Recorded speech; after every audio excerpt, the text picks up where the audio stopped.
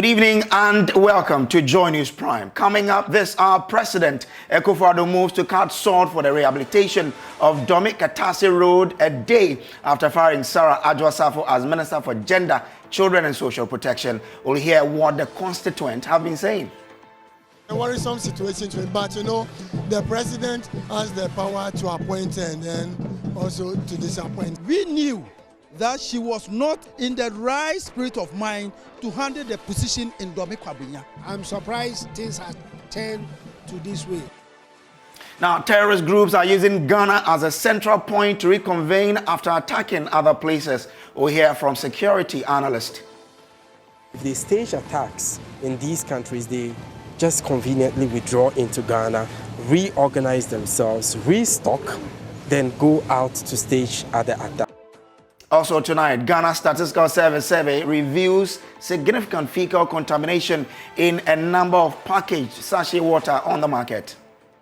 Pay attention to those who are into the production of sachet water. We realize that certain percentage of water is being contaminated with fecal, or I'll put it, fecal contamination.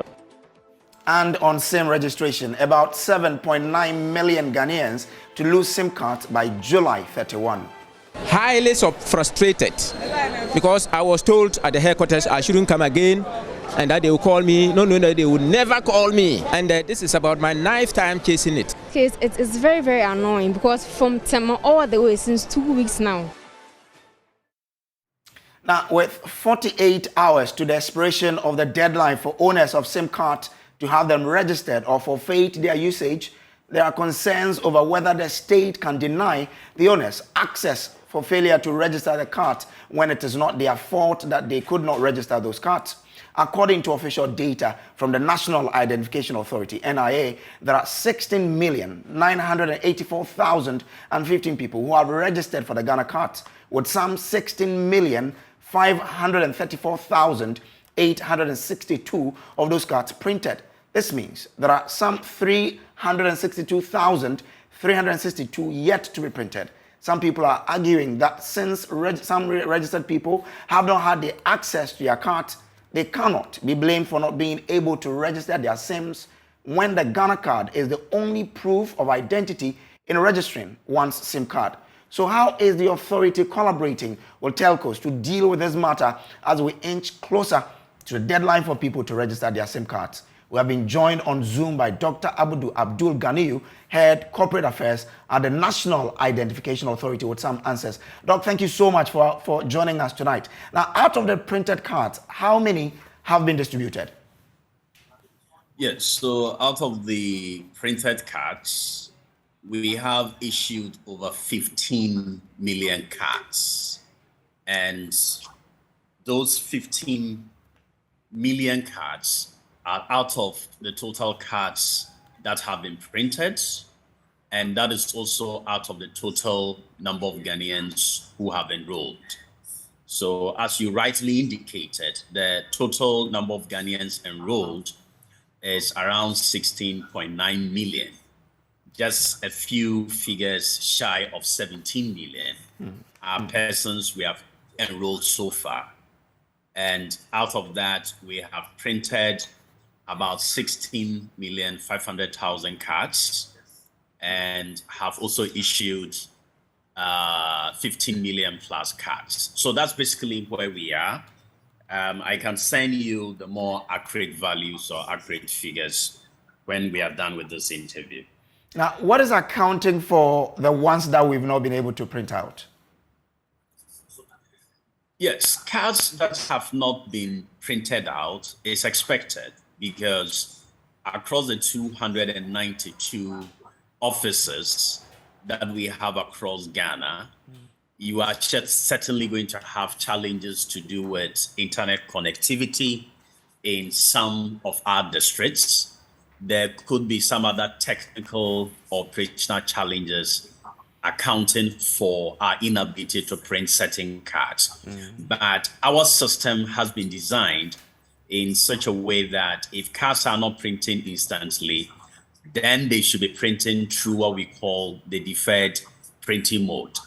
So as I've always indicated, Ghana card registration doesn't have a deadline. So it is very much possible that people will go to our office, get registered, and you'll be told that come for 2 days, 3 days, or even after a week for your cards to be printed and issued to you. So that's very much normal. So as far as the technical and operational design is concerned. Okay, so you made it clear that around 1 million of the cards that have been printed have not been given out to the owners. Now, what happens to these people who have not had access to their cards, even though they've been printed? Yes, for persons who have not yet gotten their cards, to some extent, you can attribute it to two reasons. One could be that the cards have been printed all right, but the cards are badged, boxed, and kept safely in our regional and district offices. So all that must happen is for people to go to these places that they registered for the cards to be issued to them. You know, and we've had quite a challenge right after the mass registration, where some cards that were not printed were in backlog and have since been printed and taken to the regional and district offices. But as we speak, some people have not yet gone for these cards. It is possible that where they registered during the mass registration, they are now resident, perhaps in a different town, in a different village, or in a different region, and going back to where they registered for these cards to be issued to them has become a challenge. So if you visit our regional and district offices, you'll find quite a lot of cards that have been printed, just waiting for applicants to come for these cards to be issued to them. And as I indicated earlier, it could also be that having registered, there is still some technical problem or some issue to do with data inconsistency that requires us to do adjudication at the back end before this data can be released for printing. So these are the two reasons that may account for people who have registered but have not yet had their cards issued to them. I'm sure you're also aware of the kind of challenges people go through at your various registration centers. Now, after about 48 hours, these people would have to forfeit their SIM card. Any special arrangements you've had with the telcos to ensure that these people are exempted from the cutoff which is expected after the expiry of the deadline? Yes, any kind of special arrangements can come from the Ministry of Communication and Digitalization. That is the very apex of policy that is driving this whole SIM card re-registration process. So yes, we have made the data known. The data is available. We have quite a lot of people who have registered, but their cards have not been printed and issued to them. And we have indicated time and again that our system was not designed to get every Ghanaian registered at a certain time T. That is not possible. The National Identification Authority is like any other state institution, established, it has come to stay, and on a regular, on a daily basis, we are going to be registering Ghanaians. So there's never going to be a point that we can say this is the deadline for the registration of the Ghana card. But other institutions that are relying on the database to render services to Ghanaians may announce their own deadline. So whatever modalities they put in place to ensure that people put themselves in readiness to receive services based on the Ghana card, that is something that in this instance, the ministry must be speaking to, the National Communication Authority must be speaking to. Anything about SIM card extension or deadlines, I think it's these institutions that have to deal with it as far as that particular mandate is concerned. Doc, I'm grateful for your time, but kindly hold the line for me as I bring this one in, because last minute struggle by thousands of Ghanaians to register their SIM cards. Many left stranded and frustrated at various registration centers. In this piece, we tell you the story of Alhaji Seidu Al Hassan, who who has traveled all the way from the Upper East region to retrieve his Ghana card with the hope of registering his SIM card before the deadline expires. Michael Ashley was at the Elwak Sports Stadium and our reports. Been chasing my Ghana card since the registration, the beginning of the registration, that was in 2018. And this is about my 9th time chasing it. This is Alhaji Seidu Al-Hassan. 3 years ago, he registered for the national ID and is yet to receive it. He has traveled all the way from the Upper East region to the Elwak Sports Stadium to try and retrieve it as the deadline for SIM re-registration approaches. And yesterday when I arrived, in fact, I was tired. So I have to find out where I could get my card because the deadline had approached. And I was asked to go to Pantang. They collected my form and then told me I should come to Elwak yesterday. And I was here almost for 5 o'clock, only to be told that I should go and come this morning. And when I came this morning, 6 o'clock, the place was already full. And we have to sit in the queue, sift until reach my end, only to be told again that I should come 27th of this month. I think there is something wrong. They are hiding something from some of us. And the high time they tell us, the better. Highly frustrated because I was told at the headquarters I shouldn't come again and that they will call me. No, they would never call me. Only for me to be at the Upper East region. I was working. When I got to know that the time had run out, so I have to rush in yesterday, only to be told this morning again that I should come 27th. Why? What is happening?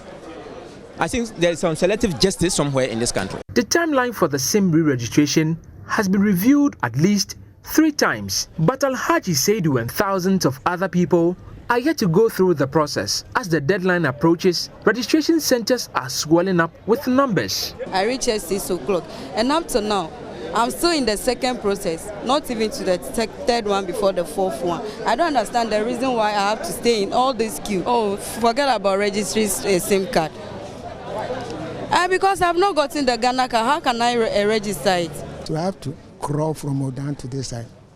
I've been in bed almost 2 years, but because of this, my child have to put me in a truck, drop me out somewhere, the hard drop. I tired before I reach this side. It's only God knows. This has become simply irritating for many. So last month I was asked to go to Shashi for validation.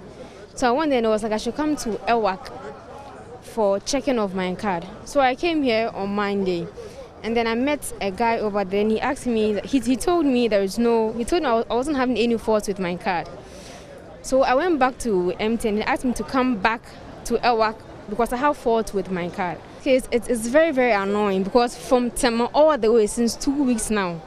And even the TNT requires even high for me. Because if I can register with my SIM card, then there's no use of the card for me. For many of the registrants, the Communications Ministry must consider another extension to the deadline while decentralizing the process. For Joy News, Michael Ashale. So that's Michael Ashale there with our report. Dr. Abdul Ghani, you stay with us on the line. Doc, grateful that you could still hold on for us. What's your reaction to what you've just seen? Yeah, so basically, the people you find at the Elwak Sports Stadium are persons who have lost their cards. So these are people who were first issued with a card, but for some reason they have misplaced it, they've lost it, or the card is damaged, has lost its functionality. So those people go to the Elwak Sports Stadium with a police extract for a card to be reissued. Is that okay? So that's what happens. So these are not new applicants or registrants who do not have their Ghana cards. These are persons who were first issued with their cards, but they've lost their cards and they've gone to the Elwak Sports Stadium for replacement. So far, we have 16 replacement centers across the country. All the 16 regional capitals are able to replace lost cards. And that is ongoing across all the 16 regions. But also at Elwak Sports Stadium, you have people who go to update their records. So someone's name has changed. The person has gone to do an affidavit and a gazette then the person goes to the Elwak Sports Stadium for the change to be done or the updating to be done for him or her. Unfortunately, the 16 regional capitals are not doing updating of personal records at the moment. So updating is only done in Accra at the Elwak Sports Stadium. So that's why, unfortunately, you find the old man talk about coming all the way from the Upper East region to have, his updates done at the Elwak Sports Stadium. But I can assure you that just today, we have concluded training of some of our staff just so that they will be able to conduct updating of personal records in the regions and in the districts.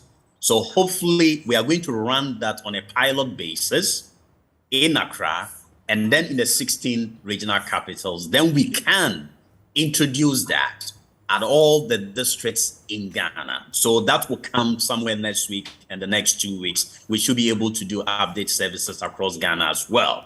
And we will then be able to introduce replacement services to the district offices. So if you now have 292 offices of NIA across Ghana doing card replacement and doing updating of personal records, then the pressure that you find at the Elwak Sports Stadium will certainly ease.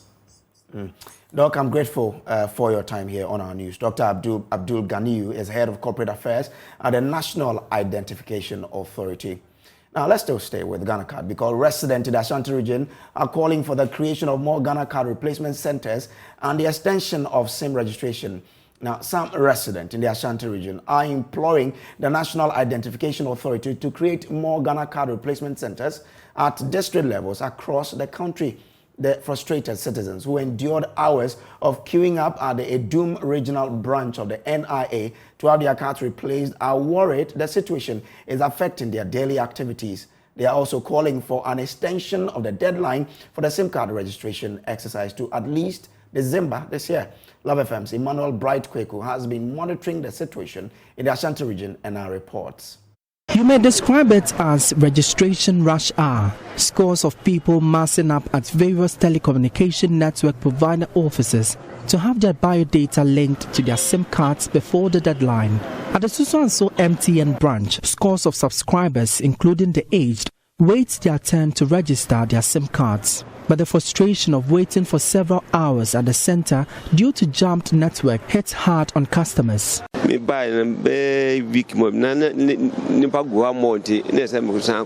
came here a week ago, but there were a lot of people, so I left because the network was slow. I came here before 8 a.m.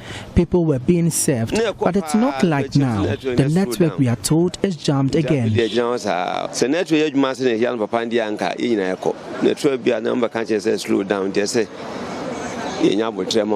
Some have concerns over SIM cards that will be blocked after the deadline. Tewia is worried her father, who is bedridden, may lose contact to his relatives. My dad is bedridden and has used his SIM card for the past 20 years. I've been asked to swear affidavit before I can get his card.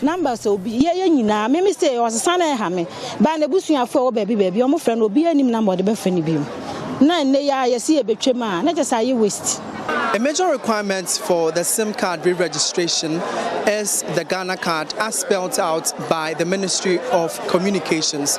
However, it appears a number of residents in the Ashanti region may have their SIM cards blocked by the end of the deadline, as many of them have been scheduled to come later during the day or later during the week to have their cards ready by then.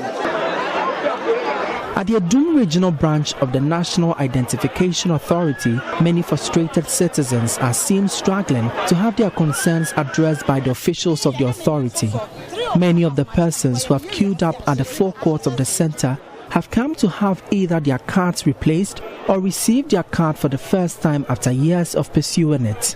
But after several visits to the center, many have since not had their issues resolved. see a register sim no. Now I'm the call me say validation and member office. They told me my card is invalid and asked me to come to the NIA to correct it, but it has since not been done. The way you make civil connect because on say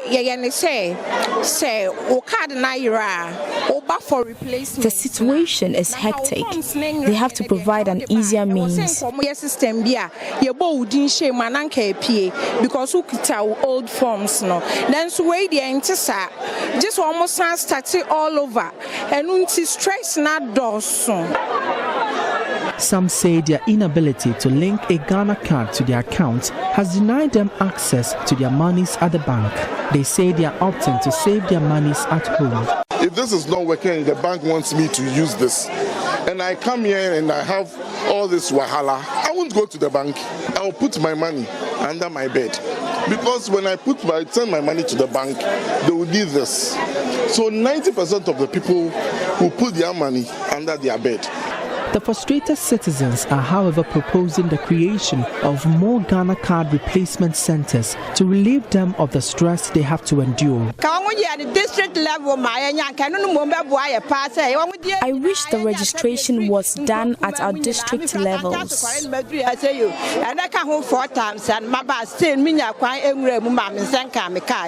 They should open more branches within the Ashanti region.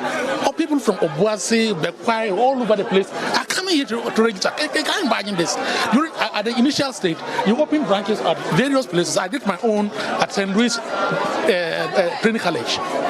And just the case, through no fault of mine, you told me that my card is inactive. It cannot be used. And you asked me to go and pay 30 cedis at the bank. I went to the bank and went in a queue, spent my whole day, productive day at the bank, paid and came back here 4 times. 4 productive days without having the card. I've come to pay after everything. They will tell me to come back and go and come back in about a month or 2 months' time for the card. And you're telling me you're going to block my card tomorrow? I mean, this is absurd. For Joy News, Emmanuel Bright-Kweku reporting. I'm sure the revelation by Dr. Abdul Ganiyu will be exciting to the residents who are calling for district-based registration centers and re-registration centers. That will come according to Dr. Ganiyu there. Now, to other stories. Terrorist groups are using Ghana as a central point to reconvene. Security analyst Adib Sani disclosed this is the reason Ghana has not been hit by any terror attack. He therefore called for improved intelligence to aid in the fight against terrorism. On his part, security analyst Professor Emmanuel Kwesi emphasized the need to solve our socio-economic challenges to keep terrorist influences away. A security analyst said this at a public forum to mark the 20th anniversary celebration of SNOSAC, an NGO in the northern region. Speaking on the theme, surge of violent extremism in the sub-region threats to Ghana's security, stability, and socio-economic development, Mr. Shani said the government needs to do more by involving more people in the terror fight. The reports, as published by Pro Mediation, a French NGO, suggest that Ghana has become more like a withdrawal point for these terrorists operating within the Cascade area, that is between Ghana, Ivory Coast, and Burkina Faso. So if they stage attacks in these countries, they just conveniently withdraw into Ghana, reorganize themselves, restock, then go out to stage other attacks. So they are not attacking Ghana not because they don't have the capacity or capability, but because Ghana is being used as a central warehouse, as indicated in another report submitted earlier this year to the UN Security Council about the presence of a terrorist warehouse in Ghana, Togo, and in Benin. And it's especially also dangerous because according to the Pro Mediation report, about 200 to 300 Ghanaians have been recruited by JNIM and other terrorist organizations. And after getting trained for 6 weeks, they return into Ghana to engage in recruitment activities. The Director, Faculty of Academic Affairs and Research at the Kofi Annan International Peacekeeping Center, Professor Kwesi said there was the need for government to listen to the concerns of the people. I think it's a matter of understanding the complexity of the challenges that we face, what our vulnerabilities are, how we can deal with those vulnerabilities. But even more importantly, how to understand the enemy. You know, more often than not, we tend to romanticize who the enemy is. Over the past couple of months, the physiology, the terrorists are coming. There may be an attack. Creates an impression that this is something like a light switch that can be turned on and off. And I think when you sow that kind of fear, particularly from the state side, it's most unfortunate. No one is going to come here if we get our domestic interventions right. About unemployment, about creating a genuine sense of Ghanaianness, that we are all important to the state of Ghana, that our contributions do matter. It is the state that must send signals to the people of this country that it cares, that it is willing and prepared to listen to the challenges that people face, and that in a collaborative, dialogic manner, we can all deal with the problem. The executive director of NORSAC, Mohammed Awal Al-Hassan, delivering a welcome speech, said they look back with satisfaction the impacts they have made. My dear participants, we look back with high level of satisfaction as our impact has become glaring and discussed on daily basis at different levels. Now, the Ghana Statistical Service has described as worrying the growing consumption of sachet water, as its previous studies revealed significant fecal contamination in a number of the packaged sachet water on the market.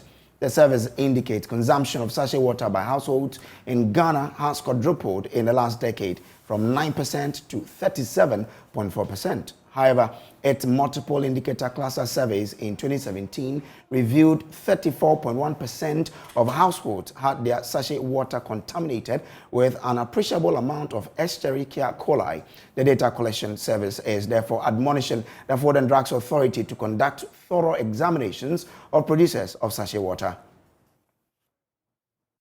In 2010, pipe-borne water was pegged as the main water drinking source in most homes in Ghana, but the figure is reported to have reduced from 46.5% to 31.7% over the last decade, with sachet water becoming the preferred source of drinking water. According to the 2021 Population and Housing Census, about 37% of the 8.3 million households in Ghana consume packaged sachet water as their main source of drinking water. The figure represents a quadruple increase from 9% in 2010.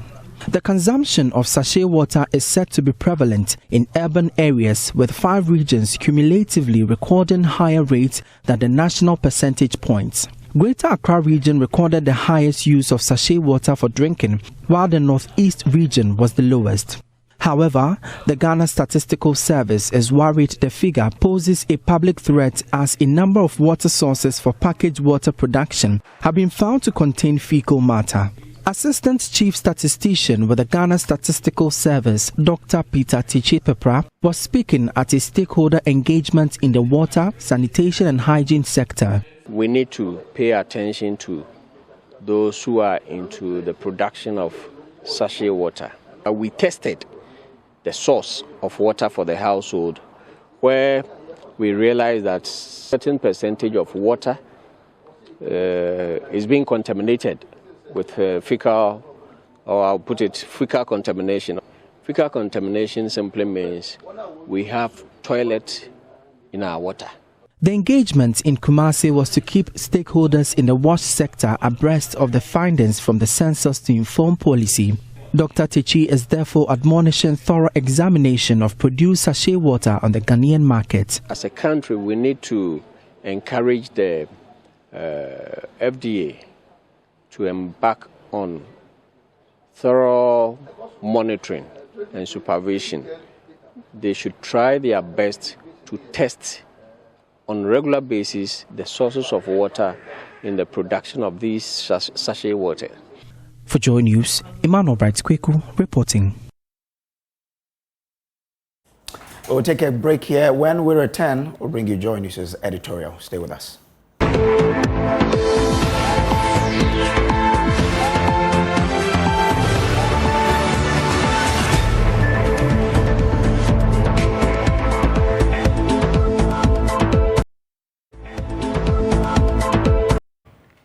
Matry makwe. That's Ga for let me try and see whether it works. And that is what it appears we've reduced some aspects, emphasis on some, not all aspects of our governance too. The governance of trial and error. And I'll tell you why. There are several examples to back this assertion, but let me just stick to a few. You recall when many experts raised concerns about the economy and how we were sinking in debt? The government had tightly bonded us in bonds so much that we are now tied in the bondage of debt. The experts predicted that we will eventually end up at the IMF. What did we see? Government officials, including the finance minister, insisting that going to the IMF was not an option and rather pushed for the e-levy, which they thought was the best choice for generating revenue. Why don't you go to the IMF? Go to the IMF. We have shown that we have alternatives to building the economy of this country without resorting to conditionalities that will be imposed on this country. We will not go to the IMF today. We will not go to IMF tomorrow. And we are not going as long as the NPP remains in power. Eventually, we all saw what happened. The government was compelled to eat back its words and embrace the IMF with open arms after failing to secure additional financing from the e-levy. And as we all know, against all advice, appeals, calls from sections of the society to further reduce the rate, the e-levy was passed and operationalized. They were disappointed when the levy did not meet the expectations as predicted by the general public and other think tanks. Another instance of this flip-flop governance is the toll issue. Remember when the finance minister just last year, announced the cessation of road tolls and gave an elaborate explanation? However, over the years, the tolling points have become unhealthy market centers, led to heavy traffic on our roads, lengthened travel time from one place to the other, and impacted negatively on productivity. The congestion generated at the tolling points, besides creating these inconveniences, also leads to pollution in and around the vicinities. To address these challenges, government has abolished all tolls on public roads and bridges. Well, 4 months ago, that's March 2022, the sections of the public advocated for the reinstatement of tolls on roads. In fact, Minority Leader Haruna Idrisu is on record to have told government to reinstate road tolls and launch a public-private partnership. Nowhere in the world will you travel and you not see functional toll booths. The state have lost significant amount of money arising out of it. We think that it's only proper that is reintroduced and probably adjusted so that we can rake in the needed revenue and use it as a vehicle to promote public-private partnership in the development of our road infrastructure. But did they listen? After telling us the road tolls create unhealthy market centers, traffic and environmental pollution, the finance minister just last week announced that new roads and the PPP arrangements will be tolled. The Ministry of Roads and Highways is currently under review by GIF, Ministry of Roads and Highways, the Office of the Attorney General, and the Ministry of Finance. When completed, the concession agreement is expected to be approved by the PPP Committee, Cabinet and Parliament. The completed road will be tolled. Mr. Speaker, all new roads of this nature will be tolled. So the question some ask is whether or not unhealthy market centers, increased traffic and environmental pollution won't happen when the government eventually reinstate tolls on the Tema motorway and other new roads. I think I speak for many Ghanaians when I say that we were not really against the abolition of road tolls. We were prepared to pay. to ensure the improvement of road infrastructure. So I've walked you through the trial and error governance as observed through the decisions on going to the IMF, the e-levy and road tolls. What governance think tanks would say is that it appears the government never listens to the people until they are desperate enough. Take the free SHS policy, for instance. Educational experts as well as parents have been pushing for a review of the policy, but this government has times out of number insisted a review was not on the table. Just recently, here at Joy News, we spoke to the GES Director General, Professor Pokwa Mankwa, who said the service is undertaking a review of the free SHS policy to possibly determine how much parents can be asked to pay. Subsequently, the Education Ministry issued a statement stating that the program is not under review. Now, on Monday, the Finance Minister went to Parliament and echoed the Education Ministry's position. He said free SHS will not be reviewed. Listen. Mr. Speaker, we shall not compromise on President Akufo-Addo's commitment to giving all our children the opportunity to be educated from kindergarten to university, without the ability to pay being a hindrance. Free secondary and tertiary education are not under review. We'll continue to fund them, we'll continue to improve them, we'll continue to create efficiencies. But just this past Thursday, he made a U-turn. He said a review of the free SHS is always on the table. Okay, we can now also, because we are getting more and more digitalized, I can find a means of knowing, assuming a means test, is what you are alluding to. We can be more scientific about that. And maybe because it's more digitalized, I can also get my income from you much more so than before. So yes, and if we have maybe scholarship schemes, then that means that you have to prove that you need scholarship. So we can get very sophisticated about that to ensure that you draw in parents in a way that is not coercive, but never compromise on that citizen who is less than 18 being able to get that education. Certainly in any system you look at efficiencies, you find ways of making it more effective.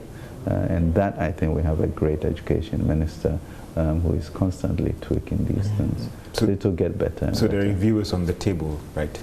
Review is constantly on the table, and it's just to make sure that the appropriate education is given, that wastages are eliminated, and that, it goes to give us value for money.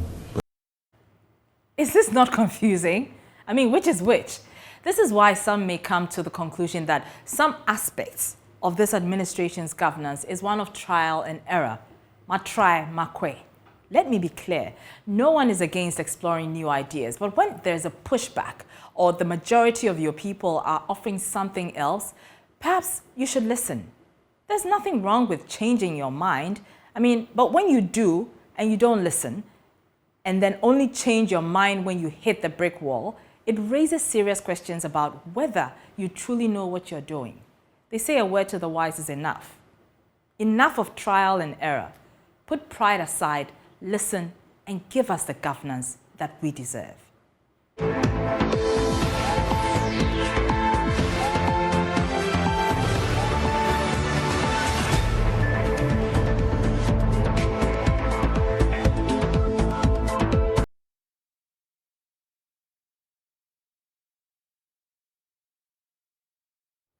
Now, the removal of Sarah Adjoa-Safo from office as Minister for Gender, Children and Social Protection, an attempt to declare her seat vacant, have left the Ga East Municipal Assembly under the Dome Kwabenya constituency divided.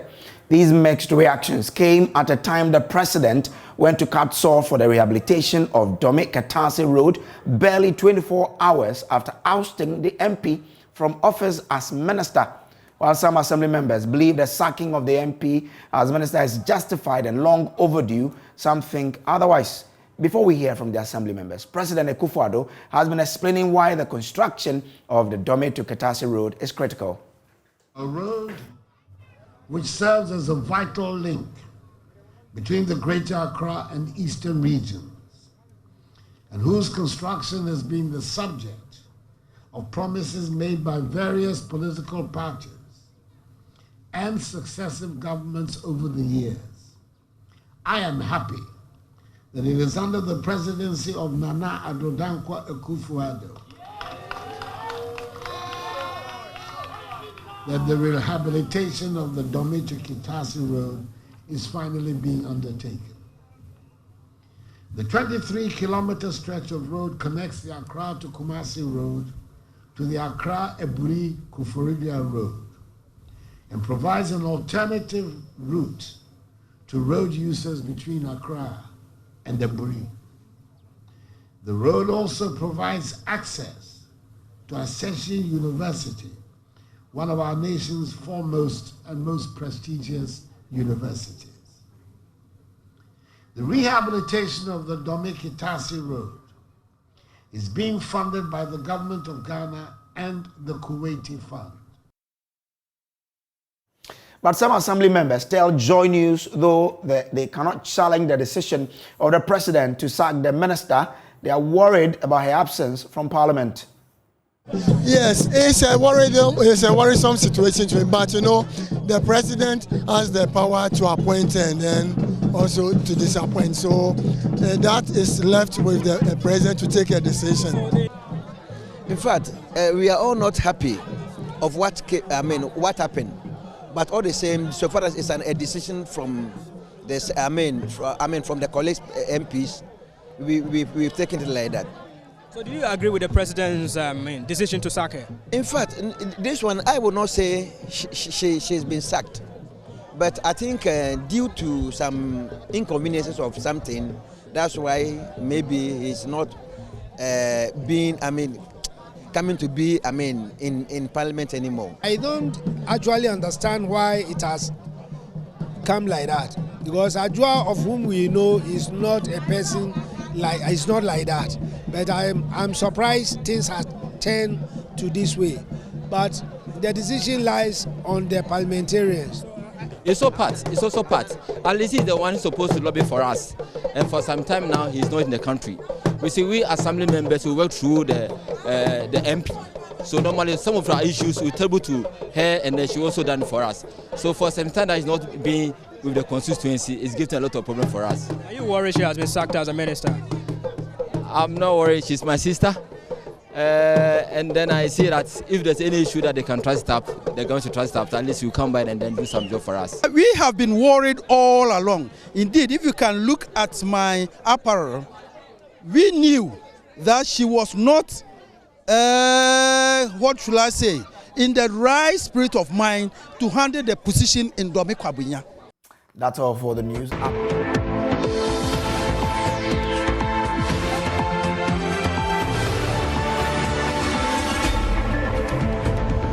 Join us